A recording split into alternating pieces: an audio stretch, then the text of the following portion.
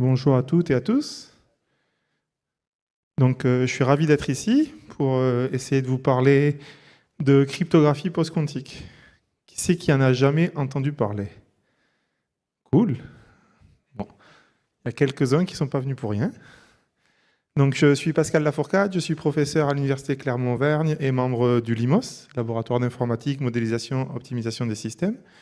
Et je vais vous parler du dernier livre que j'ai écrit qui s'appelle Cryptographie post-quantique. Donc, j'ai écrit ce livre avec Pierre-Alain Fouque, qui est professeur à l'Université de Rennes, membre de l'IRISA, et Ludovic Perret, qui est professeur à l'EPITA à Paris.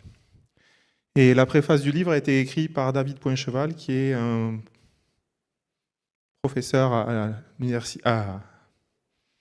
l'ENS à Paris, qui maintenant travaille dans l'industrie en détachement.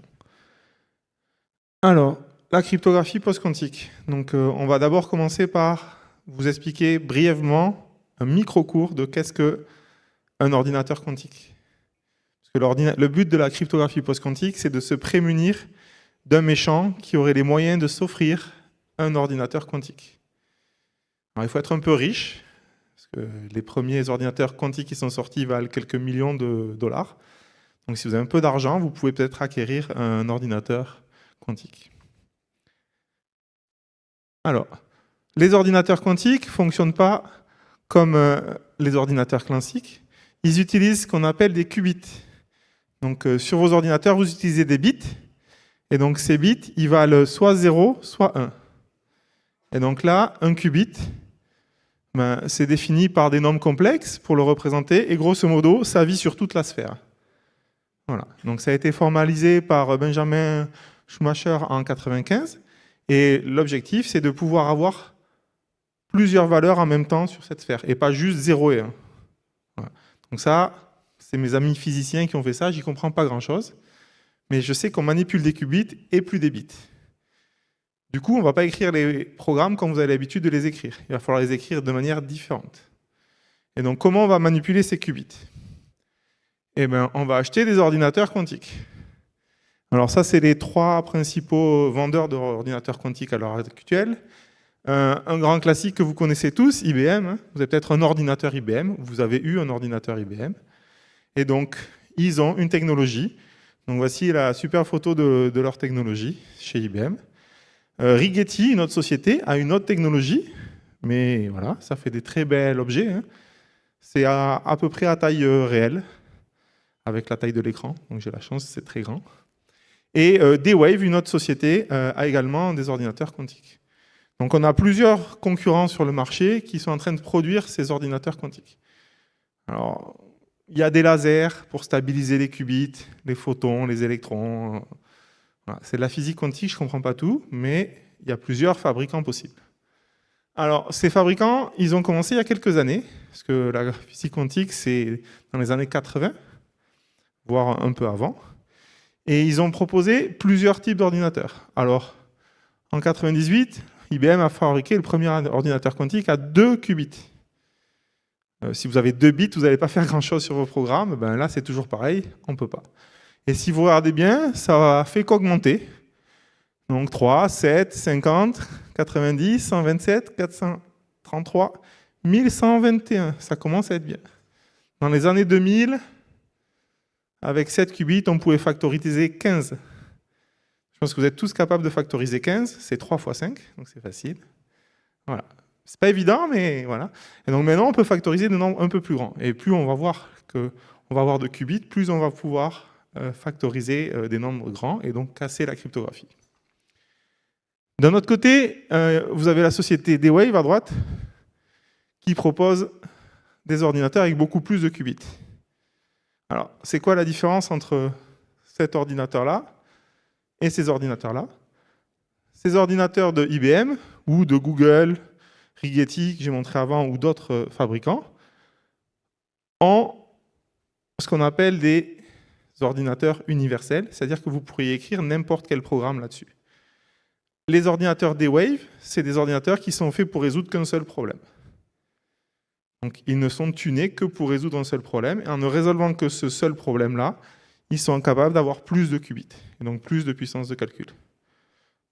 Grosso modo, faire du recuit simulé, donc résoudre le problème du voyageur de commerce le plus rapidement possible, pour faire simple. Donc, avant d'acheter un ordinateur quantique, posez-vous la question, à quoi ça sert? Si vous achetez un D-Wave pour casser la cryptographie, ça ne marchera pas. Ce n'est pas fait pour. Il vous faudrait un ordinateur de cette catégorie-là qui peut calculer n'importe quoi. C'est bon? Super. Alors, IBM annonce pour 2030 un super ordinateur quantique avec beaucoup plus de qubits. Et donc, il va bien falloir retenir la date de 2030. Alors, on a des qubits, et maintenant, comment on fait? C'est comme quand vous aviez des circuits à programmer. Peut-être que vous avez fait du bas niveau avec des portes logiques. C'est la même idée. On est au même stade. On n'a pas de compilateur, donc il faut écrire les circuits à la main. Donc pour les circuits à la main, vous avez droit à ce qu'on appelle des portes quantiques. Et donc avec ces portes quantiques, vous allez les mélanger pour arriver à faire quelque chose. Alors les principales portes quantiques, c'est ces matrices-là. La matrice X, Y, Z et H. Alors X, Y et Z, c'est parce que si vous vous rappelez du petit repère en 3D là, avec la sphère, ça fait une symétrie par rapport à l'axe des X, une symétrie par rapport à l'axe des Y et une symétrie par rapport à l'axe des Z. Donc c'est des opérations qui vont vous transformer vos qubits et vous les mettre de l'autre côté de l'axe. Voilà. Et H, c'est quelque chose qui fait un peu un mélange de tout ça, mais c'est une des portes les plus utilisées. Toutes les portes là, elles ont des propriétés. C'est que X fois X, ça va donner l'identité. Y fois Y, ça donne l'identité. Z fois Z, ça donne l'identité. Et H fois H, ça donne l'identité. Et donc ça, c'est parce que les circuits quantiques, on peut les faire dans les deux sens. Et c'est une propriété importante qu'on va pouvoir utiliser pour faire des circuits quantiques. Donc il existe d'autres portes que je n'ai pas décrites qui sont un peu plus compliquées, mais on peut en inventer d'autres. Et avec ces portes, on va faire des circuits. Et donc voilà un circuit. Donc à gauche, on prend en entrée 3 qubits, X1, X0, X1, X2. Et à la fin, on va avoir 3 sorties, Y2, Y1, Y0. Voilà. Et on a appliqué plusieurs portes, les unes à la suite des autres. Et donc ça, c'est une version très simplifiée de la transformée de Fourier quantique. Une opération qu'on fait très souvent en cryptographie. Alors, elle est simplifiée, elle a 3 qubits en entrée, 3 qubits en sortie, mais on peut imaginer faire plein de circuits. Et donc, ce qui est compliqué, c'est que si vous avez les moyens d'avoir un ordinateur quantique, après, il faut être en capacité d'écrire ces circuits.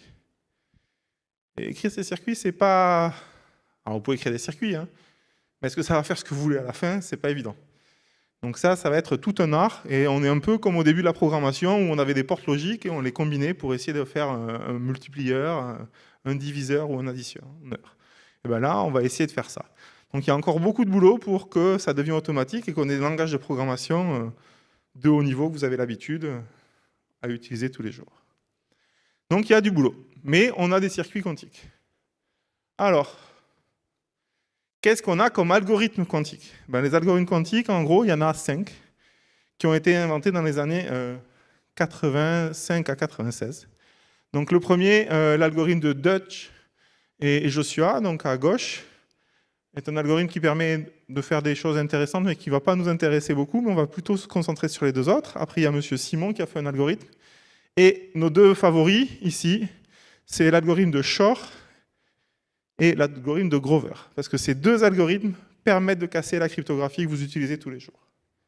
Donc j'ai essayé de vous expliquer pourquoi ces algorithmes sont importants et qu'est-ce qu'ils font pour casser la cryptographie et à quel point ceci est catastrophique pour mettre à mal toute la sécurité que vous utilisez au quotidien. Alors, quel est l'impact de l'ordinateur quantique sur la cryptographie? Allons-y. Toute la cryptographie qu'on utilise avant la cryptographie post-quantique, ce que j'ai appelé la cryptographie pré-quantique, utilise deux problèmes difficiles, qui est la factorisation de deux nombres. Donc si je vous donne P et Q de nombres premiers, les multiplier, c'est facile. Si je vous donne le résultat de ce produit, factoriser, c'est compliqué. Donc, si vous savez casser la factorisation, alors vous savez casser l'algorithme RSA, qui est utilisé dans 80% des communications dans le monde. Donc si on a un ordinateur quantique avec suffisamment de qubits, on va pouvoir casser ce problème-là et donc déchiffrer tous les messages que vous allez échanger. Le deuxième algorithme que vous utilisez pour l'échange de Diffie-Hellman ou d'autres cryptosystèmes comme Elgamal ou encore des courbes elliptiques, c'est le logarithme discret. Cette fois-ci, je vous donne G, une base, X, et vous faites G puissance X modulo P. Je vous donne ce résultat. Et à partir de ce résultat, retrouver X, c'est difficile. Donc c'est le problème du logarithme discret. Et donc ça, l'algorithme de Shor permet également de casser ce problème-là. Voilà. Donc en fait, l'algorithme de Shor permet de calculer l'ordre d'un nombre. Et si vous savez calculer l'ordre d'un nombre, vous pouvez casser ces deux problèmes-là. Donc ces deux problèmes sont cassés. Et ça pose un vrai problème. Le vrai problème, c'est écrit en bas, c'est store no and decrypt later. Vous pouvez vous dire, c'est trop cher un ordinateur quantique, j'ai pas envie d'investir autant d'argent. Par contre, je veux absolument savoir le secret de cette personne-là. Donc vous interceptez les communications, vous les stockez. Les disques durs, ça coûte pas très cher. Hein.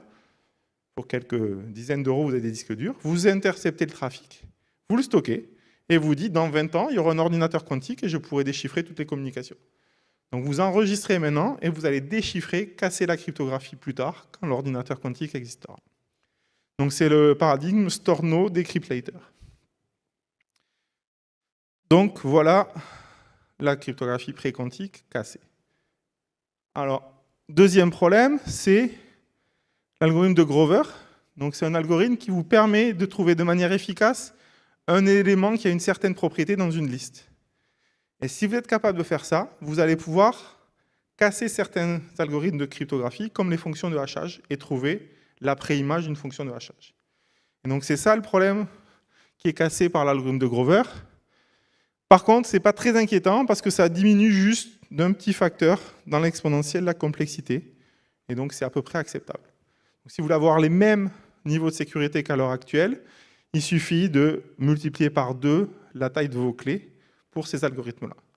Donc l'algorithme de Grover améliore la complexité pour casser certains cryptosystèmes, typiquement les fonctions de hachage et les fonctions symétriques, mais ce n'est pas très grave parce qu'il suffit d'avoir des tailles de clés plus grandes. Donc grosso modo, AES, on peut le casser avec Grover un peu plus vite, mais il suffit de doubler la taille des clés pour que ça soit sécurisé.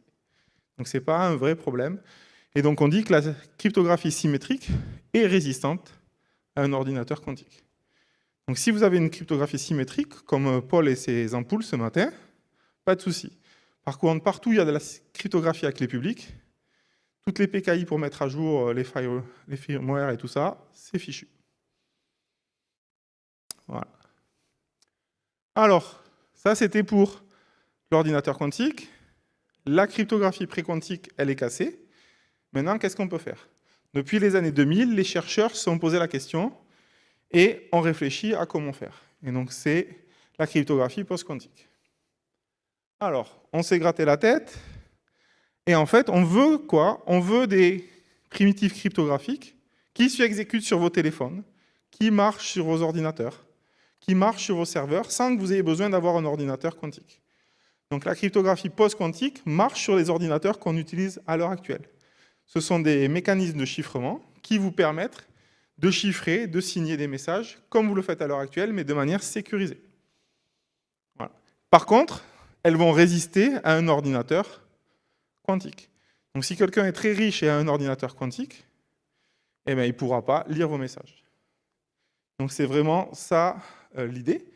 Et l'idée, c'est que ça ne repose plus sur la factorisation, ça ne repose plus sur le logarithme discret. Et donc, il a fallu inventer des nouveaux problèmes mathématiques pour construire ces primitives crypto. Alors, je vais essayer de vous présenter ça dans le reste de l'exposé. Alors, un peu de maths parfois. Donc, je vais essayer de vous faire comprendre le mieux possible. Alors, on a 5 familles de nouveaux problèmes difficiles qui résistent à un ordinateur quantique. Et à chaque fois, j'ai mis un petit singe différent pour que vous ne soyez pas perdus. Voilà. Alors, première famille, c'est les fonctions de hachage. J'ai mis une petite hache pour les fonctions de hachage, ça vous allez suivre. Deuxième famille, c'est les réseaux euclidiens. Donc j'ai mis un petit grillage derrière, parce que ça ressemble à un réseau euclidien, on va voir comment c'est.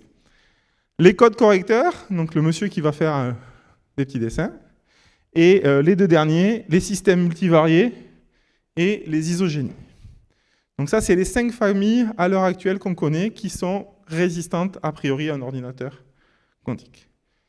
Alors, comme d'habitude, peut-être pas au courant, mais vous utilisez peut-être des cryptosystèmes qui ont été standardisés par le NIST, National Institute of Standards and Technology. Donc AES, DES, c'est des chiffrements qui ont été standardisés. Et comment ça se passe à chaque fois? Le NIST fait un appel à compétition. Donc il dit, je voudrais un cryptosystème qui a telle propriété. Il dit, c'est pour dans 3 ans, 4 ans, 5 ans. Tous les chercheurs de la Terre cherchent, font des propositions, soumettent. Le jour de la deadline, on récupère tous les dossiers. Ceux qui ne sont pas complets, on les met à la poubelle. Ceux qui sont complets, on les publie. Les chercheurs, ils font la fête, prennent 2 jours de vacances. Et le lundi, quand ils reviennent au boulot, qu'est-ce qu'ils font?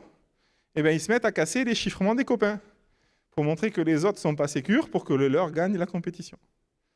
Donc, voilà. Et bien, donc le NIST a fait la même chose pour la cryptographie post-quantique. Alors, l'appel a été passé, les soumissions ont été soumises en 2017. On a eu 69 soumissions. Pendant 2 ans, ils n'ont quasiment rien dit. Et ils ont dit, ah, il en reste plus que 26. Les autres ont été plus ou moins cassés par les chercheurs, c'était pas solide. Voilà. Bon, ils ont encore entendu 1 an et ils ont dit, il en reste 7 plus 8. Donc on a encore éliminé des candidats. Ils ont entendu un peu et en juillet 2022, donc ça a mis 5 ans à peu près, ils ont dit, les grands gagnants sont Kyber pour un chiffrement à clé publique et Dilithium, Falcom et Sphinx Plus pour des algorithmes de signature. Alors on peut être assez fier parce que dans Kyber, Dilithium et Falcom, il y a des chercheurs français qui ont été impliqués dans le design de ces cryptosystèmes. Bon. Un peu plus tard, il y a des normes FIPS que vous allez utiliser. C'est les normes pratiques standardisées qui sont sorties. Voilà. Et en 2025, le NIST, donc c'est-à-dire 3 ans après la première publication des résultats, a annoncé des vainqueurs pour une dernière famille qui est HQC. Et là aussi, on a des Français qui sont dans le design de ces protocoles. Donc on est plutôt bon en crypto en France et on a plutôt bien participé à cette compétition. Donc voilà. Donc les grands gagnants sont les fonctions de hachage, Sphinx Plus, les réseaux euclidiens, Kyber, Dilithium, Falcon et les codes correcteurs avec HQC. Donc ça, c'est les nouveaux standards que vous allez utiliser. Alors, comme d'habitude, ça ne va pas être les noms originaux qui vont être gardés. Vous allez appeler ça MLKM et des acronymes pour que tout le monde utilise ça, mais c'est les noms originaux des cryptosystèmes que je vous ai marqués ici. Et donc, dans le livre, on explique tout ça. On a expliqué en détail les détails mathématiques de toutes ces primitives standardisées, avec des exercices et des explications sur comment ça marche, et des rappels mathématiques pour ceux qui auraient oublié les mathématiques sur les corps finis. Alors, il y a eu d'autres compétitions. Les Coréens du Sud ont fait leur propre compétition entre 2016 et 2025. Alors c'est un peu particulier parce que pour les compétitions en Corée du Sud, il fallait qu'un des auteurs qui soumettent soit coréen du Sud. Donc c'était pratique. Donc voilà. Donc il y a des équipes de recherche qui sont associées à des Coréens du Sud pour soumettre à la compétition de Corée du Sud. Et on a des gagnants. Donc c'est d'autres gagnants, mais qui sont très proches de ce qu'on a déjà vu. Donc Haitei et Heimer, c'est des variantes de dilithium. Donc c'est des lattices, c'est basé sur les réseaux euclidiens. En Chine, pareil, il y a eu une compétition et il y a eu des gagnants et c'est aussi basé sur les réseaux euclidiens. En Ukraine, ils ont fait aussi une compétition. C'est Falcom et Crystal qui a gagné. Donc c'est aussi des réseaux euclidiens. Et en Russie, ils ont aussi plusieurs standards qui ont été proposés. Et il y a beaucoup aussi de réseaux euclidiens. Voilà. Donc on voit bien qu'il y a une diversité, mais les réseaux euclidiens, c'est ce qui a été préféré dans la plupart des compétitions. Alors maintenant, je vais passer en revue ces 5 familles et essayer de vous expliquer comment ça marche. C'est bon ? Parfait.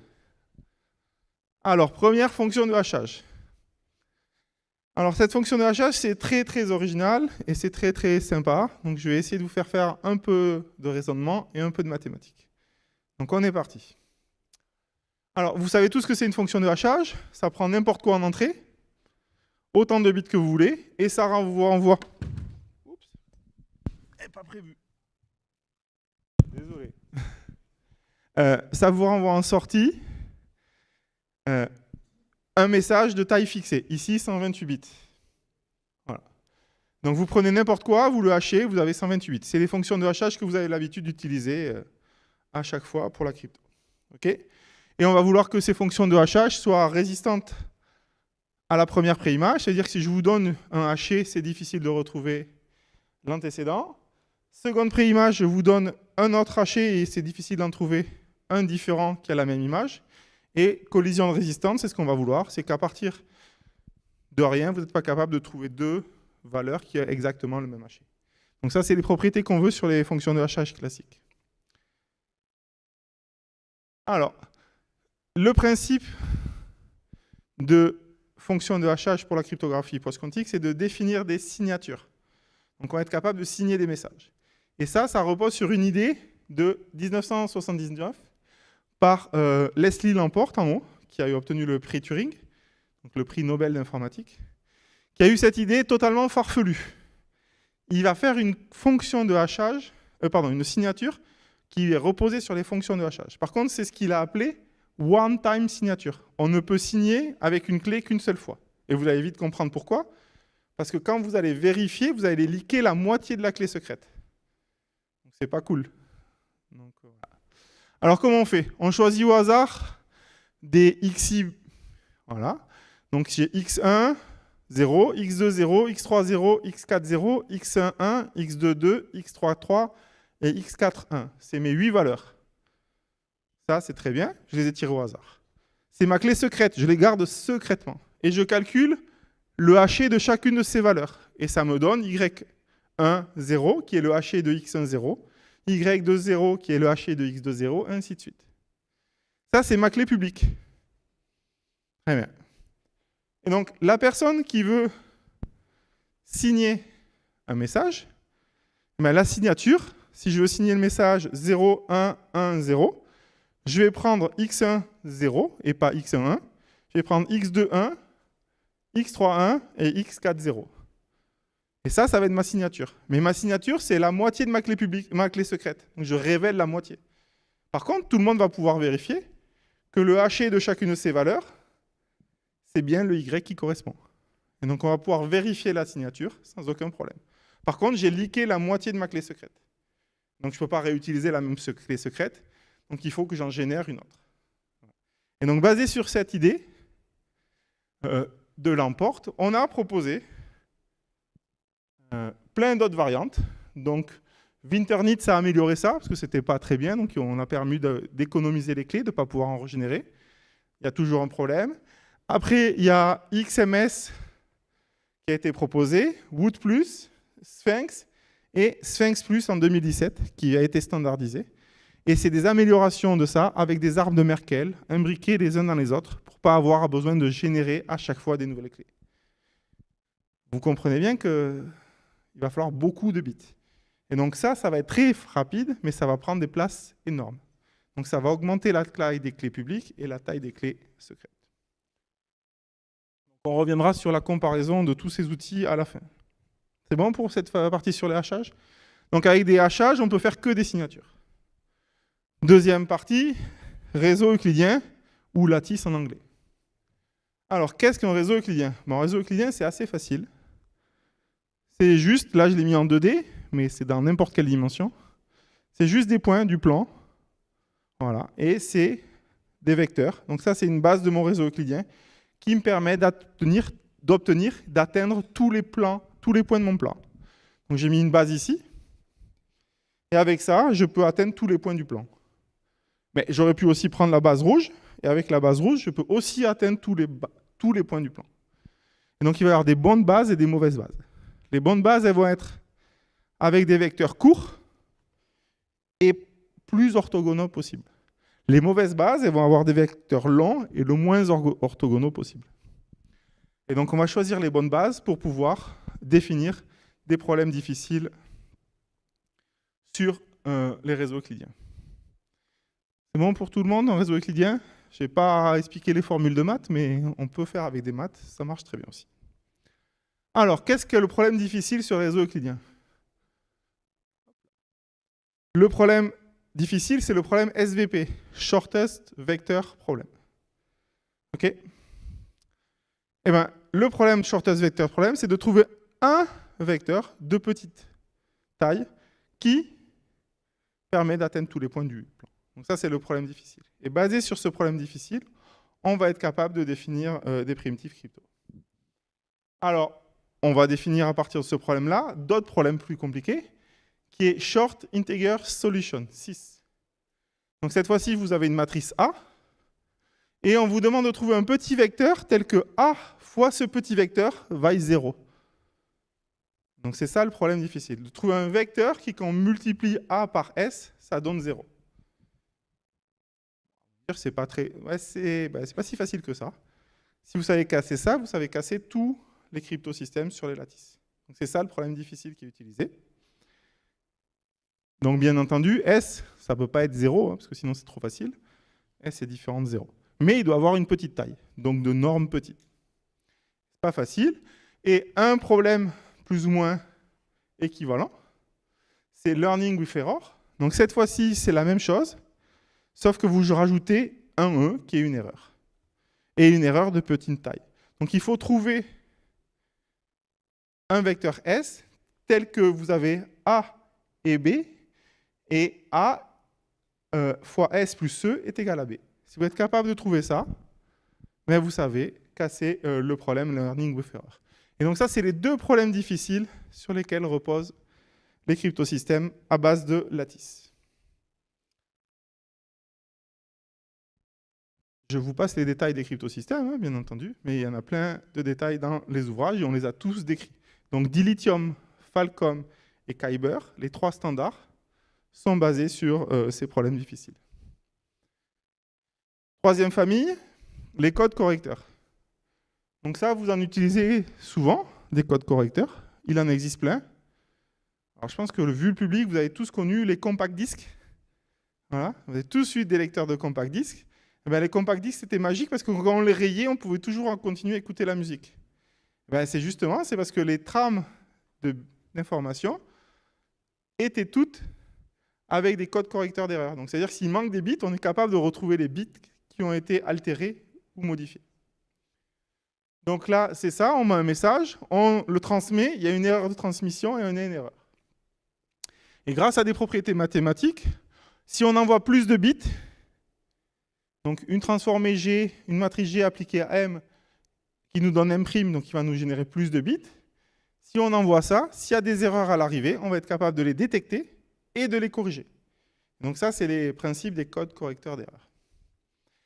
Et donc, pour faire ça, on va vérifier que le message qu'on a reçu à l'arrivée, donc le M plus E, si on le multiplie par H qui est associé à G, on trouve Y, et si ce Y est 0, il n'y a pas d'erreur, donc le message a bien été transmis. Et si ce Y n'est pas 0, on est capable de détecter quels bits ont été altérés et on peut les corriger. Donc ça, c'est le principe des codes correcteurs d'erreur.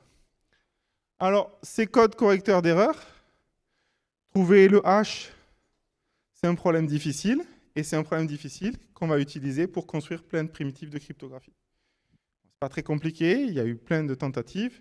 En 1979, Michaelis a proposé quelque chose, et ce système de 1979 était finaliste de la compétition du NIST en 2017. Donc, il n'était pas mauvais, mais il a perdu en finale. Alors, maintenant, je vais vous parler des deux autres familles qui sont des candidats potentiels à la cryptographie post-quantique, mais qui n'ont pas été retenus par le NIST. Alors, on va voir pourquoi. Parce que les systèmes multivariés, toutes les primitives qui ont été proposées ont été plus ou moins cassées. Donc, c'est une bonne raison. Et les isogénies ont été standardisées par le NIST, mais comme moi. Au bout d'un mois, il y a quelqu'un qui a trouvé une attaque qui casse tout. Et donc, du coup, ça n'a plus été standardisé. Alors, les gens qui font des isogénies s'accrochent et ont envie de travailler là-dessus et d'avoir des nouveaux cryptosystèmes. Donc, il y a encore des progrès qui sont faits. Mais le NIST n'a pas standardisé cette famille de cryptosystèmes.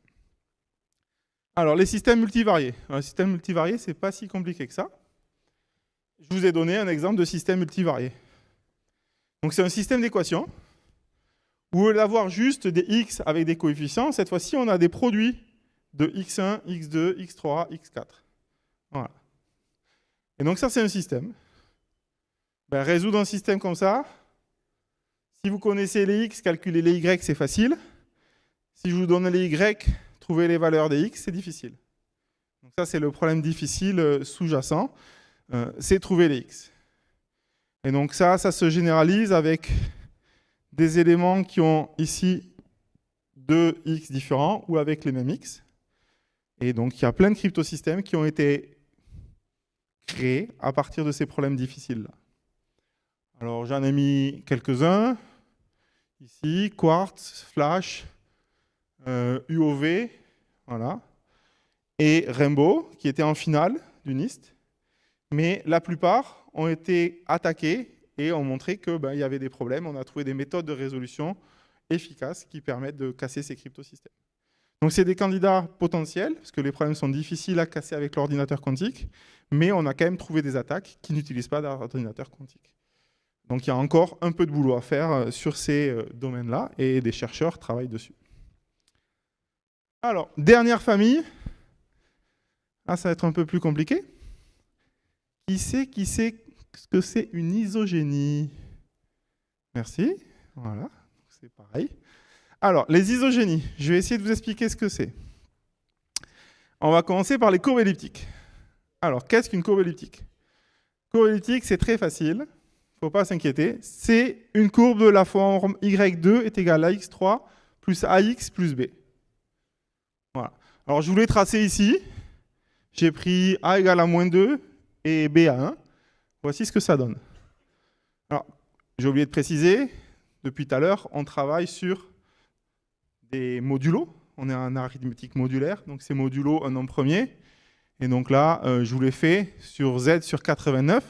Du coup, ça donne un nuage de points. Mais c'est la même courbe. Ça, c'est un discret. Ça, c'est un discret, pardon, et ça, c'est un continu.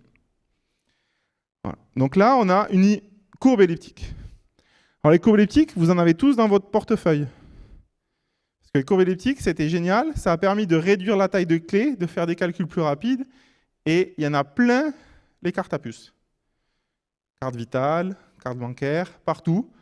On n'utilise pas RSA, on utilise plutôt des propriétés sur les courbes elliptiques. Et on a des algorithmes de chiffrement pré-quantiques qui marchent sur vos devices, objets connectés, qui utilisent des courbes elliptiques. Voilà. Bon, ça, c'est des courbes elliptiques. On en a plein, ça marche bien. Par contre, c'est cassé par l'algorithme de Shor. Donc, c'est pas bien. Et donc, les gens, ils ont dit, qu'est-ce qu'on va faire? Et bien, on va calculer des isogénies. Alors, les isogénies, c'est juste, ici, j'ai pris une courbe elliptique. Ici, j'en ai pris une autre. J'ai pris module 11 pour qu'on ait moins de points. Et on a des points à gauche, les points bleus, et les points à droite. Et une isogénie, c'est juste une application qui permet d'envoyer les points bleus de gauche sur la première courbe vers les points bleus de la courbe de droite. Et donc ça, c'est une isogénie. Et ces isogénies, elles peuvent être singulières, super singulières. Elles peuvent avoir des propriétés mathématiques sympas. Et avec ces propriétés mathématiques sympas, on est capable de créer des cryptosystèmes qui utilisent ces problèmes difficiles. Donc trouver une isogénie, ce n'est pas forcément facile, et les inverser, ce n'est pas forcément facile. Donc tout ça nous permet d'avoir un écosystème pour créer des primitives cryptographiques. Alors, voilà.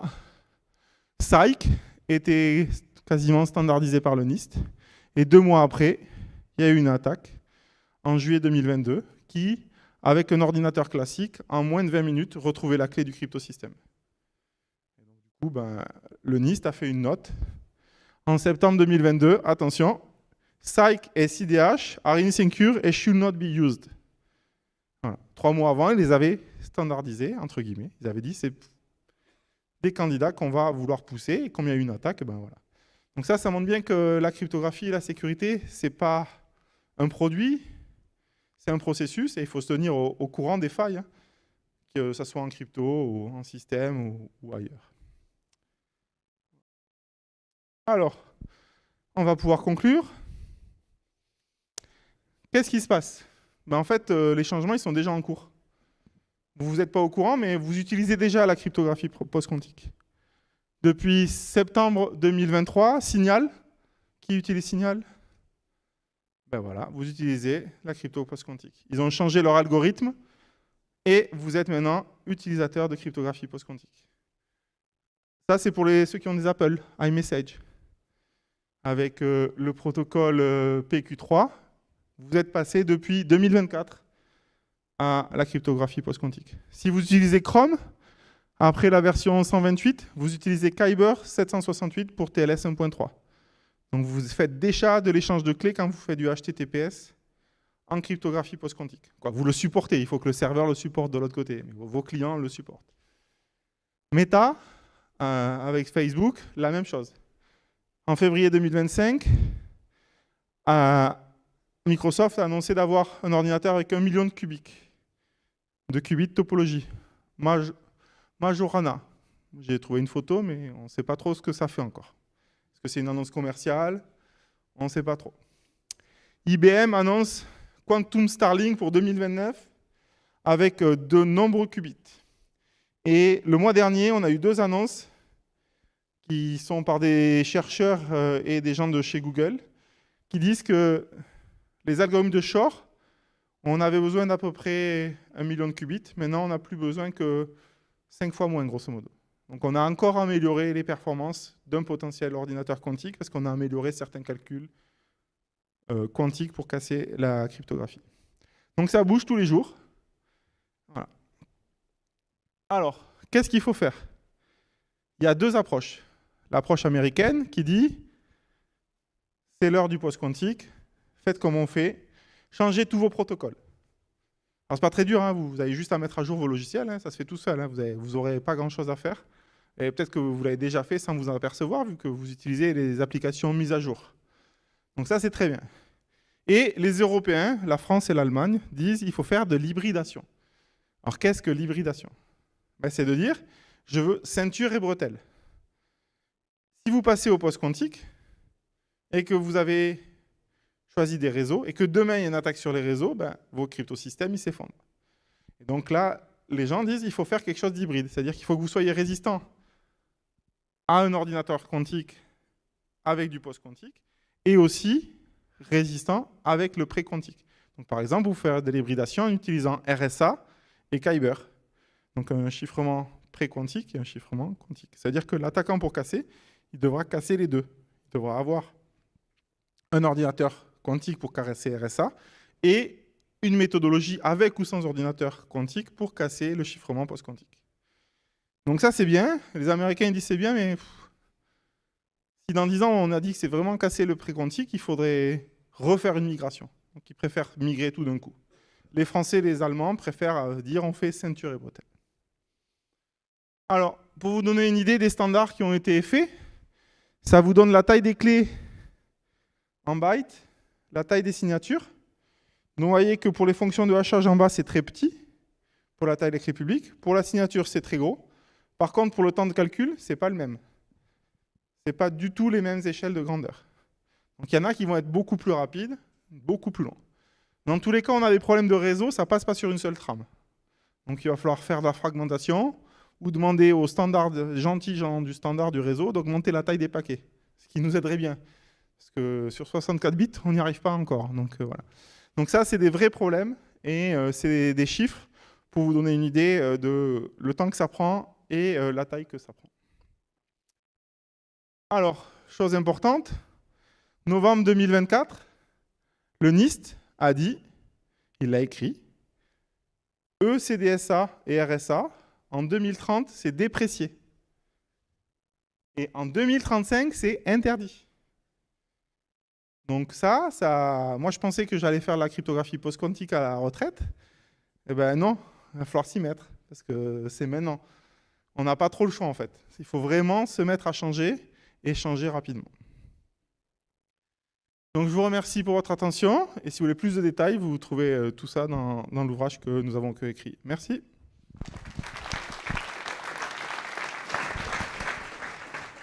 Un, deux. Merci Pascal. Des questions? Eh bien écoute, merci beaucoup. Paul.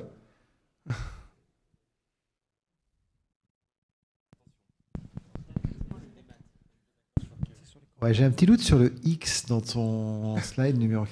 Dans ceux qui ont été choisis, par exemple, je sais pas, en Corée du Sud ou peu importe, en fait, tu retrouves ceux qui n'ont pas été sélectionnés par le NIST ou tu as vraiment des protocoles complètement différents qui sont allés dans les différentes compétitions? Alors, non, c'est plutôt, comme les compétitions n'étaient pas dans la même temporalité, on a des algorithmes qui sont des variantes, des améliorations, des optimisations, des choses qui vont mieux que ce qui avait été soumis au NIST. Donc ça reste dans la même veine que les choses qui avaient été soumises au NIST, mais améliorées ou sous un autre angle, en fait. Il n'y a pas de truc révolutionnaire, en fait, sur ceux qui ont été choisis par les autres pays. Ni révolutionnaire, ni réutilisé. Ouais, voilà. Tel quel. Merci. Merci. T'as une question, Pierre? Tu veux pas venir?